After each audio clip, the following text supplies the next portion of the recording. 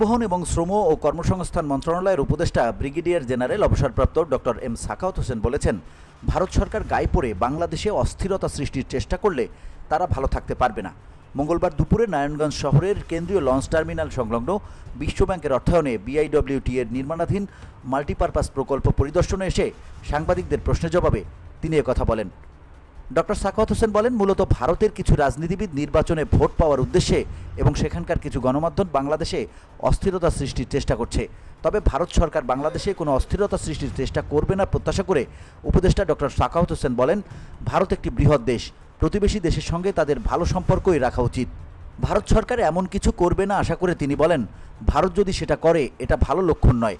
ভারত সরকার যদি গায়ে পড়ে 18 কোটি মানুষের বাংলাদেশে অস্থিরতা সৃষ্টির চেষ্টা করে তবে তারা ভালো থাকতে পারবে না। বাংলাদেশের সঙ্গে বিদ্যমান সম্পর্ক ভারত নষ্ট করলে বাংলাদেশের কোনো ক্ষতি হবে না, বরং ভারতেরই ক্ষতি হবে বলেও জানান এই উপদেষ্টা। VOD Bangla news desk.